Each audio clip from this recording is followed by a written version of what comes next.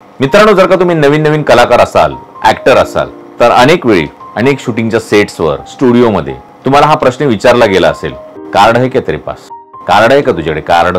Actually त्यांना तुम्हाला हे विचारायचं असतं की तुम्ही एखाद्या कलाकाराच्या युनियनचे किंवा असोसिएशनचे मेंबर आहात का? आता हे कार्ड का काढावं लागतं? युनियनचा मेंबर कशासाठी व्हावं लागतं? निर्मात्यांना किंवा प्रोडक्शन हाऊसना युनियनचे मेंबर असलेलेच कलाकार का हवे असतात, ते आता आपण जाणून घेऊया.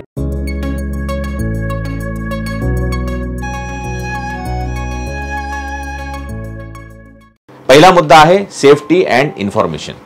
मित्रांनो, जिकडे जिकडे शूटिंग चालतं ना, त्या शूटिंगच्या सेटवर अनेकदा अनेक गुन्हे घडतात. कधी चोरी होते, कधी मारामारी होते, दागिने चोरले जातात, आयफोन चोरले जातात. यापूर्वीही होत होते, आताही होतात आणि पुढे होत राहतील. एका शूटिंगच्या युनिटमध्ये अनेक माणसं असतात. कधी 40-50 असतात, कधी 70-80 असतात, कधी 100-150 असतात. एवढ्या सगळ्या माणसांवर सतत नजर ठेवणं हे निर्मात्याला किंवा निर्मात्याच्या माणसांना शक्यच नसतं. प्रत्येक माणसावर प्रत्येक वेळी कुणीही नजर ठेवू शकत नाही. त्यामुळे एखाद्या शूटिंगच्या सेटवर जर एखादा गुन्हा घडला तर तो माणूस कोण होता, त्याचं नाव काय, पत्ता काय, त्याची ओळख काय, हे शोधून काढणं खूपच कठीण होऊन जातं. आणि अशा वेळेला जर का तो युनियनचा मेंबर असेल तर त्याच्याबद्दलची सगळी माहिती ही युनियनमध्येही असते आणि त्यामुळे निर्मात्यांकडेही असते. त्यामुळे सेटवर येणाऱ्या प्रत्येकाचे रेकॉर्ड, त्याचं प्रोफाईल, त्याची बॅकग्राऊंड याबद्दल निर्मात्याला सगळी माहिती हवी असते. म्हणजे उद्या सेटवर काहीही घडलं, कोणताही गुन्हा जरी घडला, एखादी घटना जरी घडली, तरी कोण व्यक्ती होता, त्याचं नाव काय, त्याची ओळख काय, कुठल्या डिपार्टमेंटचा तो माणूस होता, कुठे राहतो, त्याच्याबद्दलची सगळी माहिती जी असते ती निर्मात्याला मिळते. सो अशा प्रकारे शूटिंगच्या सेटवर कुठल्याही प्रकारचा गुन्हा घडू नये, कुठल्याही प्रकारचा गैरप्रकार घडू नये म्हणून युनियन मेंबर्स असलेले कलाकार निर्मात्यांना हवे असतात. अर्थात हे एक कारण नाहीये, अजून अनेक कारण आहेत, तेही आता आपण पुढे पाहूया. पुढचा मुद्दा आहे लीगल अँड प्रोफेशनल हेल्प. मित्रांनो, जर का तुम्ही कुठल्याही युनियनचे मेंबर नसाल आणि हे जर का समोरच्या निर्मात्याला किंवा प्रोडक्शन मॅनेजरला कळलं तर शक्यता आहे की तो तुम्हाला पेमेंट देणारच नाही. ना तो तुम्हाला कधी सिरियसली घेईल, ना तुमच्या पेमेंटला कधी सिरियसली घेईल. तर अशा वेळी तुमचा खूप प्रॉब्लेम होऊ शकतो. तुम्ही शूटिंग केलंय, तुम्ही त्याला पैसे मागताय, तो देतो असं म्हणतोय पण तो देत नाहीये. कारण त्याला माहिती आहे की तुम्ही कुठल्याही युनियनचे मेंबर नाही आहात. पेमेंट मिळवून देण्यासाठी तुम्हाला कोणीही सपोर्ट करणार नाहीये हे त्याला समजत असतं आणि म्हणून तो तुम्हाला अवॉइड करतोय. हेच जर का तुम्ही एखाद्या युनियनचे मेंबर असाल तर ते युनियन तुमचं पेमेंट काढून देण्यासाठी प्रयत्न करतं आणि त्या निर्मात्याला तुमचं पेमेंट द्यायला भाग पडतं. अनेक वेळा असंही होतं की तुम्ही खूप दिवस शूटिंग केलेलं आहे एखाद्या ठिकाणी, निर्मात्यांकडून तुमची खूप मोठी रक्कम येणं बाकी आहे, तुमचं खूप आउटस्टँडिंग आहे त्यांच्याकडे, आणि अशा वेळेला निर्माता तुम्हाला असं म्हणू शकतो की आपण थोडीशी सेटलमेंट करूया, काही पेमेंट कमी करता येतं का बघा ना, मी खूप लॉसमध्ये आहे, थोडंसं पेमेंट कमी करा. सो अशा वेळेला देखील तुम्ही युनियनकडे जाऊ शकता, निर्मात्याची तक्रार करू शकता. युनियनची माणसं त्यांना बोलवतात, तुमच्या समोर बसवतात, सगळं अकाउंट चेक करतात आणि एक सुवर्ण मध्य काढतात की ज्याच्यामुळे निर्मात्याचंही नुकसान नको व्हायला आणि कलाकाराचंही नुकसान नको व्हायला. पुढचा मुद्दा आहे वर्क प्लेस ट्रीटमेंट.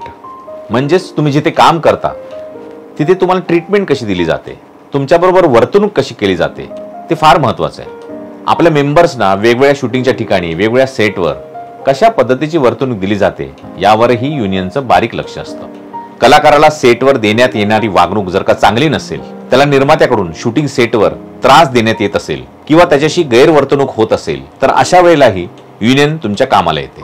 पुढचा मुद्दा आहे नेटवर्किंग. मित्रांनो, सगळ्या युनियन्सच्या मध्ये मध्ये मीटिंग्स चालू असतात, सगळ्या युनियन्सची ऑफिसेस असतात, याशिवाय वोटिंग्स असतात, वेगवेगळे कार्यक्रम असतात, मध्ये मध्ये वर्कशॉप्स असतात. तर अशा कार्यक्रमाला गेल्यामुळे जुन्या आणि नवीन नवीन मेंबर्सशी तुमची ओळख होते आणि तुमचं नेटवर्क वाढतं. तुम्हालाही कळतं की तुमच्याच कॅटेगरीमधले इतर जे प्रोफेशनल लोक आहेत ते कुठे कुठे काम करतायत, कसं काम करतायत, त्यांचा तिकडचा अनुभव काय आहे, त्यांच्या पेमेंटची काय स्थिती आहे, काय काय पद्धतीचं काम चाललंय आजूबाजूला जगामध्ये. तुम्हाला कोणीतरी रिकमेंड करतं, तुम्ही कोणाला तरी रिकमेंड करता आणि तुमचं नेटवर्क वाढतं आणि यासाठी युनियनचा मेंबर असणं फार आवश्यक आहे. पुढचा मुद्दा ओळखीचा दाखला.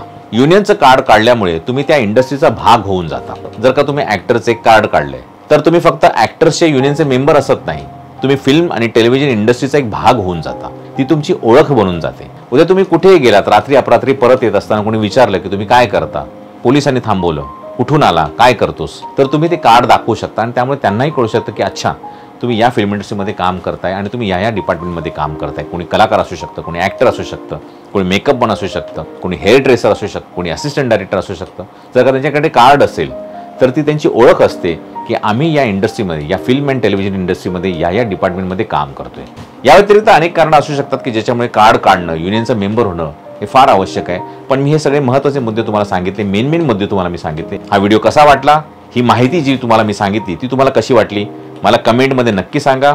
लाख मोलाच्या गोष्टी ज्या कधीतरी कुठेतरी नक्कीच कामाला येतील.